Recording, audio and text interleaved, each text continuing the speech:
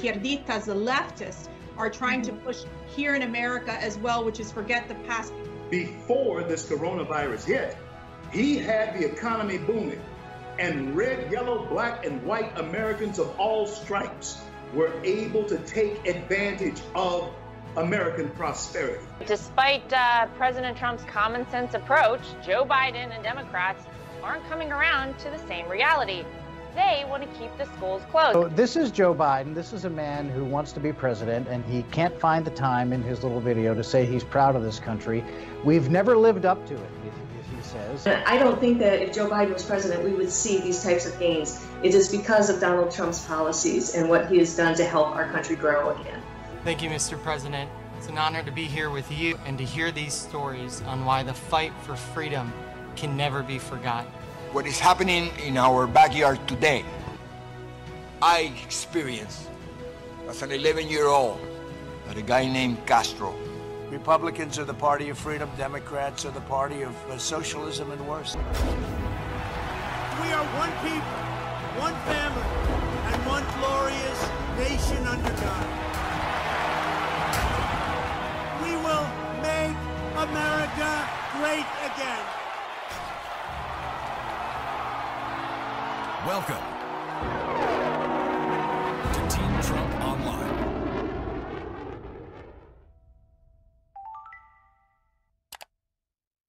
President Trump is the leader who will rebuild the promise of America and ensure that every citizen can realize their American dream. What does it say really about Biden's lack of leadership? I mean, it's appalling. I believe in the rule and law. I lived my life by it and I fought for it. Ladies and gentlemen, leaders and fighters of freedom and liberty and the American dream, the best is yet to come.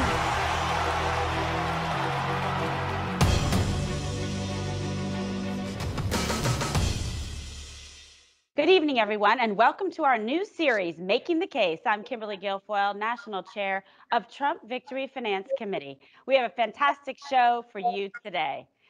Tonight, we'll be discussing the importance of a law and order in the United States of America. We have seen lawlessness and chaos occur across the nation in Democrat-controlled cities. We have seen our memorials destroyed, businesses burned to the ground, and innocent children killed on the street. Sadly, this is America's future if Joe Biden and the Democrats win this November. But first, a word. The mainstream media wants the public to believe they are objective journalists. They want you to believe that they bring you the news. However, Americans aren't stupid. Anyone who spends 5 minutes watching a mainstream news channel or reading a mainstream newspaper will quickly realize that these media outlets only bring you news that fits within their narrative. What is their narrative, you might ask? Well, for the last 3.5 years, it has been to stop President Trump from making America great. The story changes, but the goal is always the same. Do you remember the 2 years of the Russian collusion hoax? Do you remember the sham around the impeachment? Today, the media focuses on COVID and tries to blame President Trump, a global pandemic that originated in China. President Trump put a travel ban and was criticized for it by Joe Biden and Nancy Pelosi. The same people switched their tune and said President Trump wasn't doing enough just a few short weeks later. These people want to have it both ways, but we won't let them. Time and again, the media has gotten it wrong. You know what the media doesn't report. That just last month, in the midst of a global pandemic, the U.S. economy added 4.8 million jobs. That's right. In June, we added 4.8 million jobs. That is a record, and that is something you will not hear in the media. And let's switch to those peaceful protests which have burned and looted our cities across this country. For weeks, the media establishment kept telling you that the Republicans who are protesting the shutdowns are science deniers, selfish, unsafe people who are trying to kill your grandparents. However, you didn't hear one peep in the mainstream media when BLM protests started. Make no mistake, what happened to George Floyd was wrong, an injustice, and frankly, un-American. However, when protests transformed into looting and rioting, which turned into the burning of entire neighborhoods, the same mainstream media gave them a pass. If you don't want the police defunded, You only have one choice in November. If you want to recognize your country in 4 years, President Trump is your choice. Joe Biden isn't a moderate from Scranton. He's a swamp creature from the deep lagoons of the deep swamp, controlled by radical interests that fundamentally want to reshape the United States. My first guests know firsthand what happens when an angry crowd comes to your home. Mark and Patricia from the suburbs of St. Louis, Missouri, are joining us tonight. Thank you both for being here. Thanks for having us. And God bless you guys. And you have become household names across this country. And Mark, when the angry protesters came to the front of your house, what was going on through your mind? I thought we were going to die. I mean, you got to have this in the context of St. Louis, where on June the 2nd, downtown was burned. I watched a 7-Eleven from the first brick go through the window, through the looting, through the burning of it, all the way through, with nobody showing up, no police, no fire department. Same night, a retired police captain gets murdered doing secondary employment. These people are serious. And, you know, the so-called peaceful protest kind of ended when they smashed through the gate into my neighborhood and poured into my front yard. And we're talking 200-300, I think the estimates are as much as 500 people, all rushing at us, coming towards us. We're just out in the east patio trying to barbecue dinner. And I thought that within seconds we'd be overrun, that they'd be in the house, they'd be setting fires, they'd be killing us, and that was going to be the end of things. It's so terrifying just to imagine what you both had to go through. And again, we're joined by Mark and Patricia McCloskey. Patricia, I cannot even imagine, and I have to tell you how inspirational you are to so many women out there, to see how you were standing right by your husband's side, defending your home, defending your lives. You boldly stood there. And were you ever worried at some point that it could get, worse when you saw how things were developing? Absolutely. But for the gun, there was every expectation it was going to get worse. I called 911. The first thing I did was call 911. And the police came after, well after everything had ended. We have private security on our street. Maybe 10 minutes into it, I looked down and the private security was just parked in the middle with its flashing lights on, in the middle of a sea of protesters, couldn't do anything. So I knew we were on our own, and this was it. And we were terrified. So, Mark, authorities have since visited your home. What is the latest development in the case? Last Friday night, the local police came and issued a search warrant. They were the cops that showed up were very professional. They didn't want to have to do it. They were just doing their job. They were very apologetic. They rang the doorbell. They said, take as much time as you need. Talk to your lawyer if you want to. I brought down the AR-15 and handed it to them and told them it was unloaded, but I wanted to see them clear the rifle anyway so that nobody got hurt. Told them that the pistol was at our attorney's office. And then we wanted to document it. So Patty shot a picture, and before she did, she asked them if they would turn away so that they wouldn't get in trouble, or people wouldn't be mad at them for participating in it. And they all did. I mean, they were super guys. And quite frankly, once on the second event, when they came back to get us, we then had support from the White House on down. We had cooperation from the federal government, the state government, the local police. The police chief himself came out and met with my private security. And that's the way it was supposed to work. We had the protesters were loud, they were angry. They stayed outside the gate. Nobody got hurt, no property was damaged. It's just unbelievable. Did you ever think in this country that you would face a situation like that? And you have every right to defend yourself.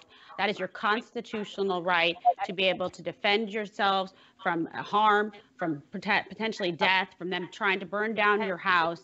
And it's incredible. Like, if you hadn't stepped in, you can only imagine, what would have happened, because apparently people are allowed to just burn down other people's homes or shoot people or kill people. It's out of control. And the local newspaper, the St. Louis Post-Dispatch, has come after you.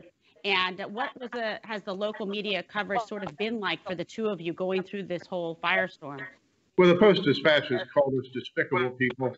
They went back through my entire life. They even published a picture of a birthday card my dad sent me on my 20th birthday in 1976.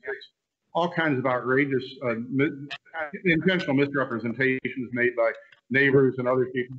I mean, yeah, the typical tactic is to smear you, to socially embarrass you, and to try to get you to go on an apology campaign. But we have nothing to apologize for. We did nothing wrong. and we're not going to back down. Yeah, and I can't even imagine, the media, as you mentioned, they've reported that your weapons have since been confiscated. How soon do you think you'll be able to get those back? And obviously, how do you feel now about your ability to be able to protect yourselves in your home? Well, right now we're kind of defenseless, and so we're depending upon retained private security. But we live in the city of St. Louis. Our office is 3 blocks away, further into the city than this.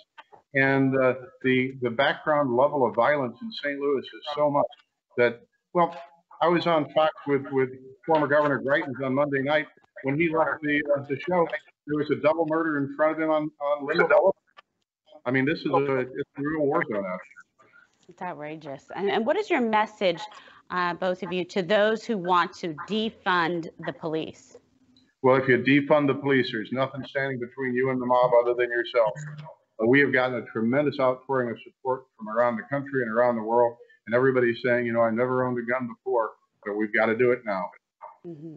And Patricia, how do you feel, about women and having their ability to protect themselves and bear arms? What's your message to women out there?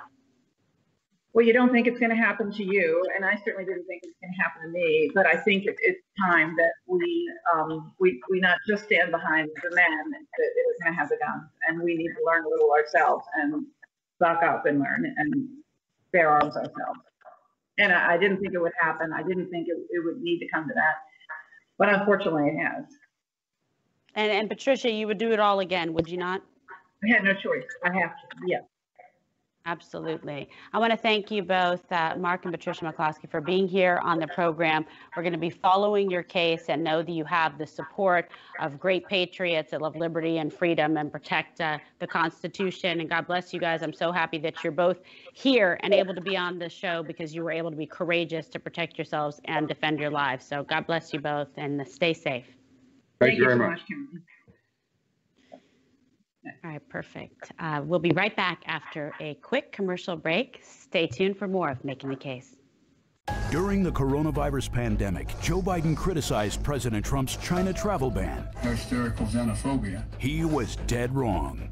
For 40 years, Biden's been wrong on China, supporting trade deals that destroy American jobs, giving China most favored nation status, letting China walk all over us. The beautiful history we wrote together. But Biden has never been more wrong than now. Joe Biden in the White House would be a deadly mistake. I'm Donald J. Trump, and I approve this message. We know you want to give Donald Trump 4 more years to fight for you in Washington, but he isn't just up against Joe Biden. He's up against the Democrat fundraising machine, and he needs all the help he can get. Don't just assume because his opponent hasn't completed a single sentence that this campaign is over. Crazy things happen, like this woman becoming Speaker of the House. Support the president today by texting Trump to 88022. Donald Trump is counting on every single one of his supporters to text Trump to 88022 now. I'm Donald Trump, and I approve this message. Welcome back to the debut episode of Making the Case. I'm Kimberly Guilfoyle, and now we are joined by my great friend, Utah Attorney General Sean Reyes. Sean, it's great to have you on the program. Thank you so much for joining us. Thank you, Kimberly. It's an honor to be on with you. Now, being the Attorney General of Utah, you are deeply involved in law and order issues on a daily basis. You understand the importance of the nation's law enforcement and the absurdity of this defund the police movement. How have you handled this particular defund the police movement in your state, and what do you see the impact being? Kimberly, after 2014, in the wake of Ferguson and Eric Garner's death, I sat down with the NAACP and the National Urban League, and we talked and had real conversations about improvement in law enforcement. Is there still discrimination by some? Yes. And I think President Trump did an amazing job calling that out immediately, showing great leadership. He signed an executive order to help do things like incentivize more violence de-escalation training. That's what we've been doing in Utah since 2014. We started an incredible program using a virtual reality simulator that we put federal, county, city, state law enforcement through to really force them to confront these very, very difficult situations, but they can make mistakes in the simulator and we can run it back and we can get them practiced over and over again, how to control their voice, their posture, how to de-escalate violence in different situations. In some situations, Kimberly, use of force is inevitable. Someone shooting at you, someone shooting at somebody else. but in many cases, we can work on violence de-escalation. Those are some of the things that we've been doing that have been wildly successful in Utah. Chiefs of police from around the world highlighted our program last year, and it's something, again, that I know President Trump supports, and it's why, for me, I've been so appreciative of his leadership, in contrast to Joe Biden and others who are calling for this very myopic defund the police movement, which will only make all communities less safe, including communities of color. Yeah, absolutely. It's such an incredibly important point. As a former prosecutor, I've, experienced those simulators, and they're very important to give sort of hands-on training to law enforcement for situations, whether it's a school shooting or, something like that, where they have to really make these snap-second, judgments about how they handle. You can't even, in any way try to prepare somebody from that, except if you have these type of resources available. And that ultimately can save lives, because they need to be able to go through those actual real life simulations so that they can make the decisions, in the split of a second that can really save not only their life, but the lives of other innocent bystanders as well. It's so important to have the police every single day in communities and making sure that people are safe. You see the contrast when you look at Chaz or whatever they are, Chomp, whatever they call it these days, in Seattle. And even Joe Biden has suggested that we redirect funding away from our law enforcement. What would a Joe Biden presidency mean for this nation's hardworking police officers? And would you see then crime, increasing? Absolutely. Increase in crime, less confidence from law enforcement. Joe Biden, as I mentioned, just a few weeks ago, suggested that we should not defund the police. And then within a matter of just a couple of weeks, caves to the lawless elements of his party, the activists who want no law enforcement whatsoever, and then recently said police are the enemy to America and that we should defund the police. President Trump, in stark contrast, again, has stood by the 99.9% of the brave, valiant law enforcement men and women. Now, again, I want to be clear. President Trump, just like you mentioned, at the outset decried, condemned the actions that led to the death of George Floyd. Yeah. But he still stood with law enforcement, and he provided solutions through his executive order. Here you have Joe Biden, the presumptive nominee for the Democratic Party, who shows no leadership whatsoever, flip-flops, changes, is influenced by the squad. And what that means for America, should he be elected president, is less safe communities. Let me give you an example, Kimberly. You know this because we've talked about it. I go from time to time as a volunteer on undercover operations with different NGOs to third world countries to liberate children from child sex trafficking. And by the way, President Trump has been an amazing advocate to end modern day slavery, and I want to give him credit for that. But the point I'm trying to make is when I'm there with officials, law enforcement officials, prosecutors like you, where they say, Sean, we have the same laws that the United States have. The problem is we don't have people willing to put their lives on the line, that thin blue line that protects us from civilization and anarchy. That's the difference between what we're experiencing in America, the great blessings that we have and opportunities living the American dream, and many of those folks struggling in third world countries, is that thin blue line. And defunding the police is the wrong message. President Trump has said it. Even Bernie Sanders has agreed with the president. If you want the most qualified professionals, if you want to be able to recruit them, retain them, promote them, and train them, you have to spend more funds. That doesn't mean you can't also spend funds on neighborhood watch, drug courts, and other things that work well in complement with law enforcement, but not in place of law enforcement, Kimberly. Absolutely. And the cancel culture is here in full force. I mean, my God, you can't even make this stuff up. Goya Foods, delicious, by the way, which I cook with every single night, literally, okay? Because people said to me, whoa, I see all the Goya, who sent you the gift packet? I'm like, wait, did I get a gift package? I mean, but I didn't. It's what I had in my own pantry. I was kind of bummed because I thought someone would send me a gift package of that stuff. But anyway, who knew? Now Goya's a target. And the CEO, Bob Unen, he praised President Trump, saying that this president reminds him of his grandfather because both of them are successful. The left went crazy trying to cancel this company, cancel him and anyone associated with Goya. What is happening in America? And you and I are both proud Latinos, so we stand with Goya. Oh, absolutely. And I say this tongue in cheek, of course. How dare he, acknowledge a president who's done so much for the Hispanic community? And how dare he speak his mind? This cancel culture is unbelievable. By the way, I had a hint you might be asking me about Goya. So I brought what's in my pantry right here, you know, Sazón Goya. You're right. It's part of our daily. I used that last night. Yeah, sure. Well, again, it's just emblematic of what we're up against on the other side. Any disagreement, and they want to not just marginalize you, but erase you and your family and your culture and everything else, whether that's rioting, looting, ripping down statues. And again, we defend their right to protest peacefully, to disagree, have their own views of things. But this cancel culture is just unbelievably taken on a life of its own. Yeah, it's out of control. And in their crusade to rewrite history, these leftists, helped by their allies in the Democrat Party, are ripping down our nation's memorials. We've seen them tear down statues from Christopher Columbus to Frederick Douglass. Is this the most important election of our lifetime if we want to actually recognize our nation in the future and protect our American history? Yes, if we want to keep America as we know it, strong and proud, this is the most important election of our lifetime. And that's why Donald Trump is the only answer for us. And I say that, again, as a proud Latino, as an Asian Pacific American. My family, immigrant family, came because of what America represents. And President Trump absolutely is our best hope to continue to shine that light across the world and be a beacon for hope. Kimberly, that's absolutely the message. Well, God bless, and fantastic. And thank you so much for joining us this evening.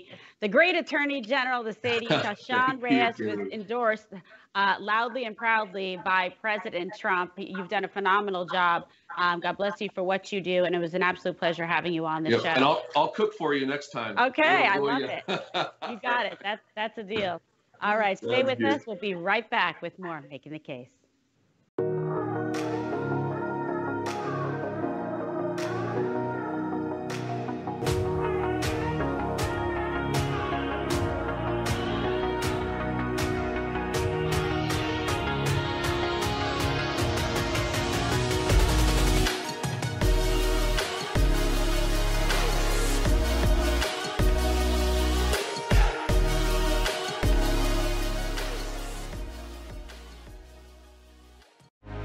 Donald Trump, and I approve this message. My administration will take all necessary steps to safeguard our citizens from this threat. Hysterical xenophobia. Be giving Americans a false sense. Is it accurate that if these steps had not been put in place, it could have been 2 million people dead here in the United States? Yes. No matter how hard they try to stop us, they can't. We built the greatest economy the world has ever seen, and we're going to do it again. Together, we're beating back the invisible enemy. What the federal government did was a phenomenal accomplishment. Through it all, the world has witnessed the unyielding resolve of our incredible American people. Promise made, promise kept. And I'm fighting for you, and I love doing it with everything that I have. And you know that. With the grace of God, we will win this war, and we will win this war quickly. And we will make America great again. Welcome back to Making the Case. I'm Kimberly Guilfoyle. We are now joined by Florida's greatest Congressman, Matthew Gaetz. Congressman Gaetz, thank you so much for being on the program. Oh, thanks for having me. Now, it's called Making the Case, but I think I read a great book with the same title. Am I remembering something correctly there, Kimberly? That's correct. That's my book, Making the Case. And that's what we're doing here. We're making the case for this country, for the president, for this election. We're doing it with the help of a great congressman from the state of Florida. So now President Trump has put the American people first throughout this pandemic, and he has accomplished a lot to save lives and to protect jobs. Now, unfortunately, the fake news goes out of its way to ignore a very successful record. Congressman, why does the media continue to provide President Trump with unfair coverage, especially during the middle of a pandemic like this? Well, there's a reason, Kimberly, why the president is referred to the media as the enemy of the people, because they seek to divide us and distract us and to pit one element of Americans against another element of Americans.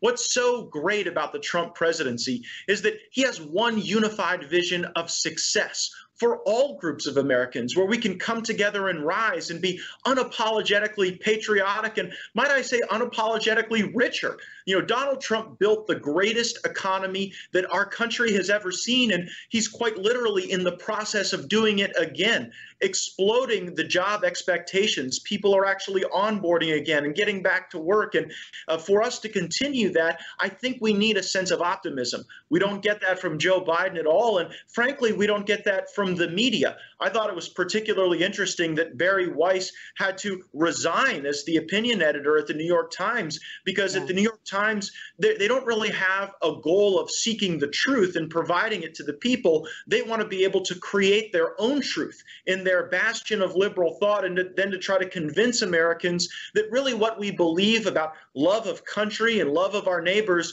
love of our constitutional rights should all just be surrendered so that we can join the woke-topia. And I'm not here for it, Kimberly, and I doubt you are either. Yeah, oh my God, the woke-topia. Let's cancel that. All right, so do you think the media is actually rooting for President Trump to fail? Because that's what it feels like, that's what it seems like, that's how it reads, even if it means our economy would implode.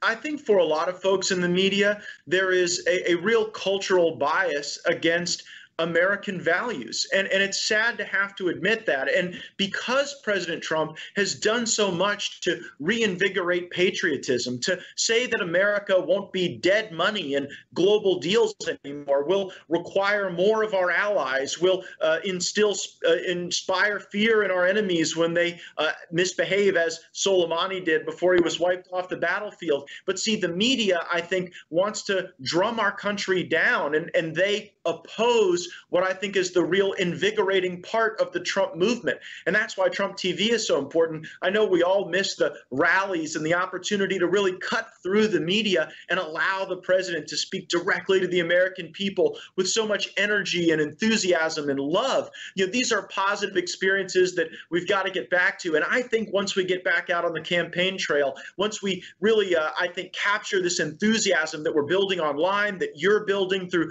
the greatest fundraising that any presidential campaign has ever seen, when we bring that back to the rallies, back to the American people, I think you're going to see a real surge in energy for the Trump movement. Oh, big time. And speaking of unfair coverage, the media has given Joe Biden a total pass, complete pass, like get out of jail free card. He refuses to campaign, and for the most part, he still sits locked up in his basement. How exactly do we hold Joe Biden accountable when he won't even leave his own house or even take questions from reporters? He just wants to be handed the presidency on a pillow.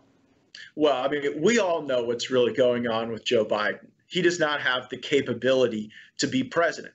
And maybe under peaceful times, under prosperous and normal times, you could sort of have somebody that was asleep at the wheel in that job. But look at what is going on in America. We have to fight and wrestle with and defeat this coronavirus. We have to get American businesses back working again. We've got to rebuild that amazing consumer confidence that drove the greatest economic growth that our nation has ever seen. Joe Biden can't do that. He can't even push back against the most elements of the Democratic Party that want to defund the police, that want to abolish borders. They want to have MS-13 living next door to you while they disarm law-abiding Americans, and the police won't come when you call. And so I think that when you compare Joe Biden's America to Donald Trump's America, it's an easy choice. And there's probably a reason why the media doesn't want to tell you the truth about Joe Biden's limited capabilities. Yeah, absolutely. You hit it on the head there, because it's like Biden's like, yes, open borders and close the schools. I mean, he's got it all wrong. He's been wrong for 50 years, so we can expect more of the same from this guy. Congressman, do you believe the fake news is actually culpable for citing for months that hydroxychloroquine is ineffective, that it's harmful, when in fact a recent Henry Ford study showed that hospitalized patients found that those that were given the hydroxychloroquine were much less likely to die? I mean, how many lives would have been saved if the media's hatred didn't cloud their reporting of facts, and people that couldn't even, get it? I took it myself, and here I am. Looking great, by the way, and we're glad you're doing well. I know there are a lot of prayers for you, Kimberly, and for your whole family and your team. But of course, we want to root for hydroxychloroquine. We want to root for remdesivir. There is a new vaccine candidate that Moderna Inc. has worked with the Trump administration and the National Institute of Health to develop that's going to be given to 30,000 Americans to see its potential to block this virus. So you've got the Trump administration working for that next innovation, that next opportunity to save lives. And then just as you said, at the very same time, you have the lying, fake news, America Last media quite literally sharing misinformation with people in a way that I think puts blood on their hands. And I don't say that for political advantage. I say it because I hope they'll change their behavior and actually, start joining in our effort to get the right information out to the public so that these new medical advancements can help people. Absolutely. And Congressman, this is something really important. We're both parents. Parents want to send their kids back to school this fall. Why exactly are Democrats resisting sending children back to school? Every child, I believe, has the right, to an education, to be able to educate themselves. I think it's essential, like food and water. They need to be properly socialized. Some of these children won't even get a nutritious meal unless they get it in school during the school day. Tell us your thoughts about that and try to shed some light on why the Democrats would do this. It's only hurting children. Well, remember, Kimberly, President Trump has supported parental empowerment since well before coronavirus. He's really helped the school choice movement. He's helped the homeschool movement. And so what we believe as Republicans is that we want the most empowered parent as possible. And of course, you have to give parents the option for public school in-person instruction, if they so choose that. Now, we're seeing studies out of Germany, just reported by The Telegraph, that young people are far less likely to spread this virus. And even when they do contract it, they're less likely to be symptomatic. They have lower intubation rates, far lower, almost no real measurable death rate for these young people. And so I think that the cost in terms of learning losses would really be severe for young people if we keep them locked up and away from pedagogy and instruction. You ask why the media and the left would oppose this, and frankly, you have to wonder whether they really want America to get back to normal. You see, the Republicans are the ones fighting to open your business, to help your student back to school, to create a safe and sanitary and trusting environment to engage in commerce and learning again. And the Democrats are the ones that want to make your job illegal, and they want to lock you in your house with children that then don't have the capacity to then go and seize the opportunities of the great Trump economy. So I think if you want to be an optimist, if you want America to succeed, we welcome you to our movement in the Trump campaign. Absolutely. I love it. Well, thank you so much, Congressman Matt Gaetz. We certainly appreciate you taking the time to join us tonight, and God bless you serving your country. I tell you, fighting in that swamp every single day. All right, and stay tuned for our next guest, who will be joining me right here in studio, the one and only Donald Trump Jr. What could possibly go wrong? We'll be right back. Stay with us. The radical left-wing mob's agenda? Take over our cities, defund the police, pressure more towns to follow, and Joe Biden stands with them. Cutting police funding. Yes, absolutely. Eliminating cash bail, letting criminals back on the street, violent crime exploding, innocent children fatally shot. Who will be there to answer the call when your children aren't safe? I'm Donald J. Trump, and I approve this message. Hey, Laura Trump here. The fake news media has spent years trying to stop President Trump with their lies and their witch hunts. But still, our movement is stronger than ever. We can't let the fake news media drown out our positive message about all of our incredible accomplishments. Make sure you're getting your news directly from the source by subscribing to the official Donald J. Trump podcast today. Subscribe on iTunes, Spotify, or Google Play.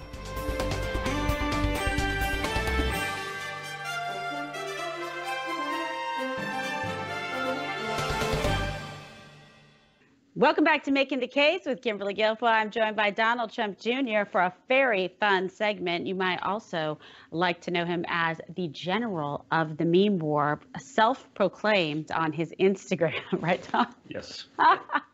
That's his favorite title. He thinks it's his most important job, so we let him do that. Meme land is his playground. So this segment... Guys, this has been my life for 3+ months of quarantine, okay? I cannot escape Kimberly. I'm trapped with her in quarantine. Yes. She gets to abuse me on a daily basis. And feed you. You do feed me. That's true. Yes. And then I can't get away from doing the show. It's okay. Or you get to abuse me even further. And he is also the king of pie, because he never met a piece of pie that he didn't want to put in his belly. That's also a fact, not fake news, folks. It's not fake news. All right, 2 pieces of pie for you if you do a good job, Don. We'll decide after this segment. I like to call this segment Hot Takes. So, Don, let's take a look at some of the memes out there this week. We will get you to rate them. It's like dancing with the memes, okay? So our first one comes from Students for Trump, and it's President Obama, as you can see, looking at Joe Biden and saying, "I'm endorsing you, Joe," and Biden responds, "For what?" Well, you know, when I first saw that meme, I actually didn't realize it was a meme. I thought it was probably a fact. Yes. You know, when you look at Joe Biden for the last few months, despite, you know, the media spending billions to try to cover up for his, I mean, at this point, honestly, it's literally incompetence. Right. It would be sad if it wasn't so scary. Exactly. Right? I mean, it would be sad because this guy could potentially be the leader of the free world. The guy that 10 years ago, Osama bin Laden literally wanted to be the president because that would, and I quote loosely, lead to the destruction of America. So that's kind of problematic. So when I saw this, I said, you know what, Joe can't remember where he is. He can't remember what office he's running for. He's confusing his wife and his sister, which would get me in a lot of trouble. That's okay for him. So, you know, the fact that he doesn't remember what office he's running for, he's actually forgotten it. So I thought it was actually real and not a meme. You're absolutely right. All right, well, fantastic. So, yeah, it would be funny if it just wasn't true. Exactly. So our next meme is President Trump standing behind Goya products with a large caption, "Boycott Goya." Let's put it up here on the screen and get your response, Don. Let's see. There you go. These are the crazy leftists wanting to boycott Goya, which, by the way, you wouldn't have any meals because I cook with it every night. Correct. You know, it's, you know, having a Puerto Rican girlfriend in a time of a Goya boycott is definitely going to give me a lot of Goya product on the dinner table. So thank you, Kimberly. And you're welcome. More importantly, honestly, it's more, you know, think about this, like one of the largest Hispanic-owned, you know, businesses, family business in America. I mean, this is the American dream. This is what's supposed to be, you know, woke. And, you know, the second they say, well, you know, Donald Trump's policies have been good for business. They've allowed us to grow. They've allowed us to employ people. Right. You would think that would be good, but the left takes anything, any sort of compliment to Donald Trump as bad. And now you would think that a business as big as Goya would recognize a good businessman as opposed to an incompetent 48-year failure, which is Joe Biden. 48 years in the Washington, D.C. swamp. Well, what's he done to boost business? Right. Nothing. He sent all our jobs abroad to China. He helped get China in the World Trade Organization. He pushed them away. So, you know, it's sort of amazing to watch the left do this. And then you see sort of the response from the right on this one has been great, which is, you know, going out and buying it. You see the selling memes out. Of literally Goya's, you know, off the shelves in all of these stores because people are buying it. And it's an important message because, you know, these guys had the gut. They could have taken the easy way out, not shown up. They could have, you know, reiterated the woke talking points, but instead they stood by their convictions. Absolutely. And, you know, that's something we don't see very often today in America, people that have the guts to stand up and to do what is right. And to say Donald Trump's a great businessman, somebody should be running the country. So now they want to cancel the CEO, cancel a Latino company, Latino products, all the above. It absolutely makes no sense. It's crazy. It doesn't, but so much of the entire left, you know, now with the Biden-Sanders plan, the push to communism that they launched this week, I mean, it's truly scary for the America that we know and love. Absolutely. You're absolutely right. All right. So our next image, Don, is not really a meme, so don't have a panic attack. Okay. But it's sad that the media once again lies repeatedly. Okay. So we see how many commutations have been issued by every president on this screen. Clinton, 61, Bush, 11, Obama, 1,715, and President Trump, just 11. So why did the media lose it when President Trump commuted Roger Stone's sentence when the whole Russian investigation turned out to be fraudulent and there was no collusion, in fact? Well, because that's what the media does, right? They can't help themselves, and the left, right? They don't talk about Obama literally releasing terrorists. Right. Terrorists that like killed police officers. Absolutely. And let's commute their sentence, no problem. Over 1,700 of them. It's such nonsense.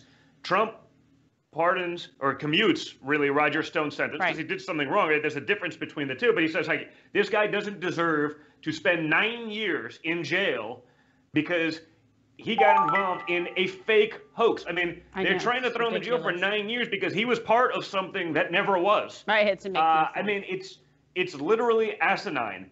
But watching the outrage, and Trump's abusing his power. It's like, I don't know, 1,715 that Obama commuted, including terrorists, including murderers. That's okay. I don't know. Right. That seems like a bigger deal to me, but you guys would never hear that from our friends in the fake news. Yes, and Roger Stone's trial was rigged from the beginning, where he had a political activist, a Democrat activist, as the foreperson who lied about her background and her political leanings and all of the above. But anyway, so we have our last. That doesn't matter, Kim. No, if it's bad for Trump, we can bad for Trump. It's good. The rule of law. It's what they did for the last 4 years. What's going to stop them now? Exactly. Other than a win in November. Yes, November 3rd, we're going to get it. All right, our last meme, Don, is Joe Biden with the caption, most non-essential employee for 48 years. This is one of my favorites. Well, honestly, this one is so accurate. I mean, Joe Biden has literally run on a platform of big government have failed you. Like, you're right, Joe, but like, maybe you're part of the problem. Everyone's trying to say, oh, Joe Biden, he's an outsider. He's Obama's VP. Joe Biden has been in the swamp for 50 years. Right. He got his first job in D.C. in Congress in his 20s. He's never worked in the private sector. He ain't blue collar Joe like they're trying to sell you. And if you look at the plans he's put out, he's no moderate anymore. Everyone knows he doesn't know where he is. He can't remember the wife's name. He can't remember the office he's running for. He can't get through a speech to 20 people without a teleprompter. And even on the teleprompter, it's kind of a disaster. Right. Like, this guy's not there. This guy is owned by the far left. And more importantly, he's owned by China. Okay. Joe Biden's policies created China's status in the World Trade Organization. He's done nothing but spend the last half a century shipping our American dream to China. Our manufacturing jobs, our supply chains, all gone because of Joe Biden's stupid policies. And honestly, if there's one thing we have to learn in the post-COVID-19 world, it's that China's not a good player. They're not trying to help the world. China's trying to help themselves. Exactly. Okay?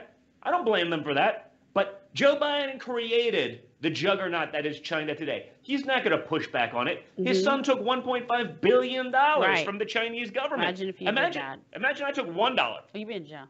It'd be a disaster. I mean, the fact that, and for those of you who don't know, like in a fund, $1.5 billion investment, there's a fee structure on that. The typical would be a 2% management fee and 20% of the profits. Let's assume there's no profits. A 2% management fee on $1.5 billion is $30 million a year. A year. This is an annual fee. That would be a typical fund structure. So you think that Joe Biden's going to be tough on China when his family's making $30 million a year in fees? I don't think so. He hasn't been tough on them in 50 years. Why is he going to start now? Give me a break. Exactly. But the media will spend $1 billion plus in free cover-up, trying to make Joe Biden look like he's not an incompetent, trying to make him look intelligent, trying to make him seem like a moderate, even though the plan he put out is radical. The Bernie, it's literally, it's the farthest left. He plagiarized Bernie ever Sanders. Put out there. Yeah. He's calling the police enemies. There's defund the police. There's free housing for criminals. Open the borders. There's free health care for illegals. Guess Close what, guys? the schools. You all have the distinct honor of being able to pay for that for someone else, but you don't even get it for free. It's out of control. This is, the Biden-Bernie communist wish list plan that he just came out with this week. There's never been a more important time to get involved, to see what's actually going on, to actually figure out the facts and not be blinded by the nonsense that's being sold to you by a mainstream media that is no longer journalism. It's no longer reporting. It's pure leftist activism. Wake up. Look what's going on. And I promise you, you will be on our camp in November. Absolutely. See how he is? This guy, the Journal of the Meme War, he's the best. He triggers the left and he calls out the liberal privilege. All right, Don Jr.? Thank you, Princess. That was a good plug for the book I got coming out because, you know. This is what happens when you give Trump the mic. I had to hide in the basement from Kimberly for about 4 months because she was making me do way too much. It was driving me crazy. I couldn't escape. So I said, you know what, if we're going to be in quarantine for 4 months, and since the media has abdicated their role actually reporting on presidential candidates other than Donald Trump. Right. Well, we had a lot of fun doing it, though. We got to, we should take the time, get a researcher, start looking into it. And I think when you guys see what I've been able to figure out about Joe Biden, about the Democrats, about their liberal privilege, because we get to hear a lot about the privilege that we all have, and there may be some truth to some of it. The one thing they won't talk about is liberal privilege, which is you can flip-flop, you can say whatever it is we want, you can have whatever, you know, racist hot take you want, and as long as you're a leftist, you're given a total pass.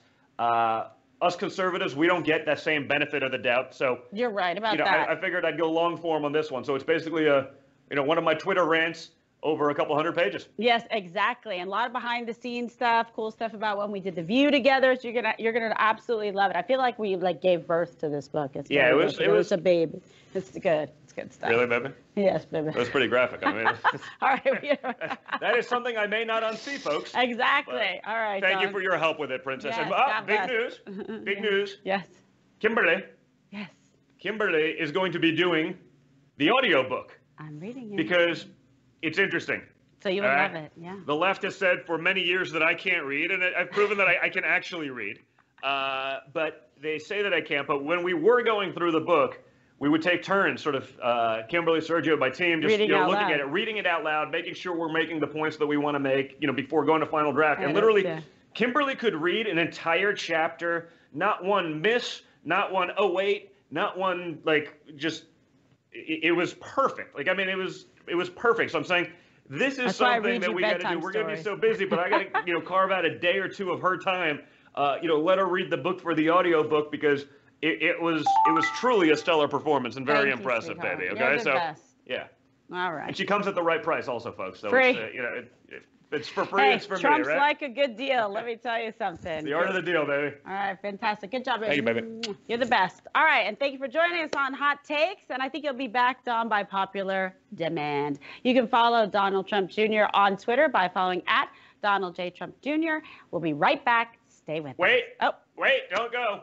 You can follow me on Twitter, but I've been locked out of my account for about 16 hours, so I'm not sure if they're getting me back or whatever it may be. But hopefully I will be back on Twitter. We're working on that. With that, we're working on it, but there's something very shady going on. So thank you, guys. Yeah, a little bit of a crisis. We'll handle it. That's for sure. All right.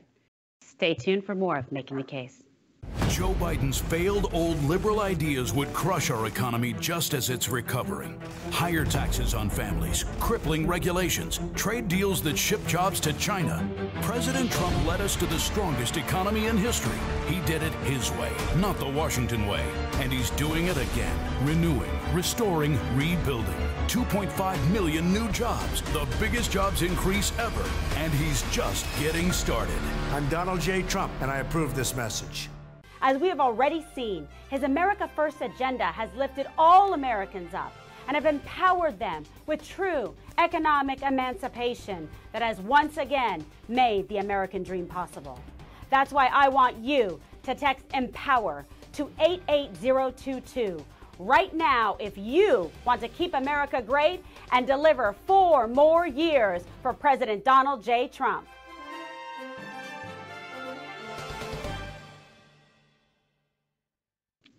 Welcome back. I'm your host, Kimberly Guilfoyle, Making the Case. America is at a pivotal time, and we have a clear choice. We can fix our economy, protect our homeland, or we can drastically change the course of history by electing the most radical leftist agenda. Make no mistake, this is it. Do you want your children to recognize America when they grow up? The left has shown their true colors. They are true believers. They despise capitalism. They want to destroy our towns. They want to burn our monuments. We can't allow that to happen.